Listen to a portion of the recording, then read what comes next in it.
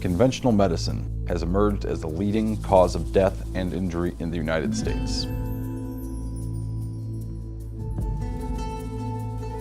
Instead of lifting up people's level of well-being, the American medical system is now doing more harm than good. Hospitals, which are supposed to be a safe haven for the ill, are plagued with medical malpractice and errors. In 1999, up to 100,000 people every year were at risk of dying from mistakes made in the hospital. 10 years later, that number rose to 180,000. Today, that number could be as high as 440,000 casualties of medical mistakes. Hospitals are also notorious breeding grounds for infections. Every day, 1 in 25 patients in the U.S. gets at least one infection associated with their hospital stay.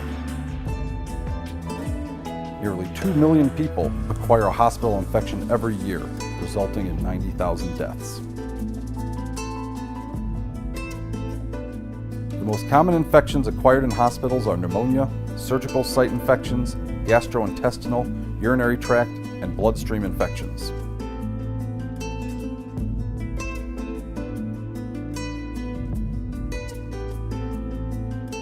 Antibiotic-resistant infections affect more than 2 million Americans every year, killing about 23,000 and accounting for a staggering $20 billion in annual direct healthcare costs. The conventional medical system has also transformed the U.S. into a drug-dependent nation. Nearly 70% of all Americans are taking at least one prescription drug for a chronic or medical condition. Antibiotics, antidepressants, and opioids top the list. 1 in 5 Americans take at least one psychiatric drug. 1 in 4 senior citizens takes 10 to 19 pills a day and fills over 30 different prescriptions a year. If you add in drugs prescribed for other chronic senior conditions such as GERD, angina, depression, rheumatoid arthritis, and congestive heart failure, that could easily add up to 24 or more drugs a day. Children are being overtreated with medications and vaccines.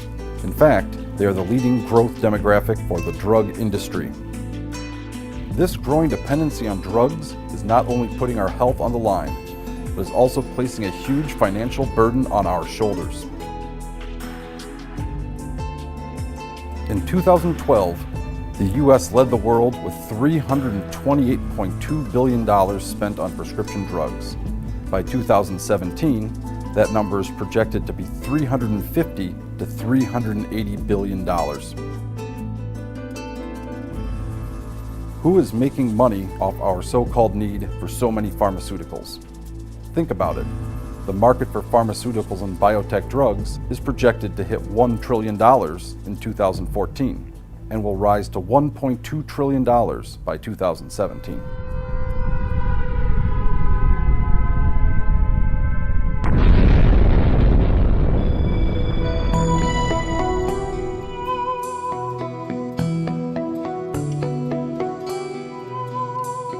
Americans actually spend more on healthcare than any other industrialized nation, yet it is not notably superior to any of the 12 comparable nations.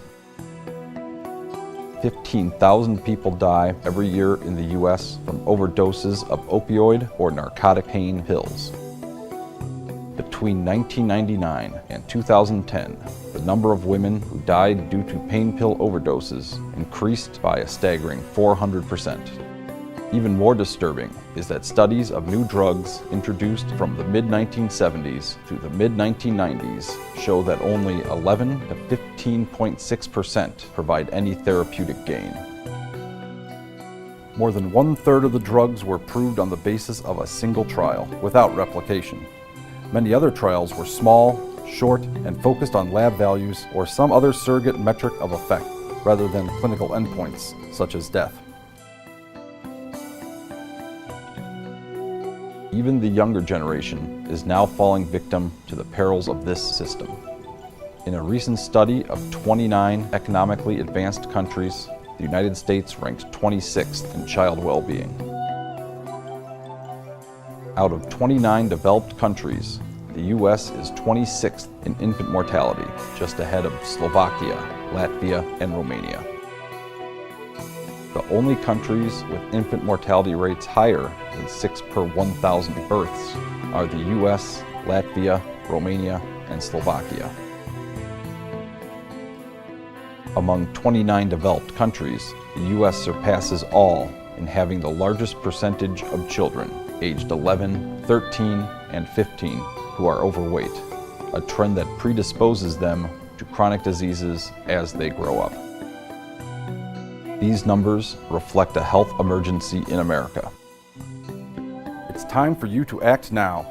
Stop bombarding your body with medical interventions that only put you in harm's way.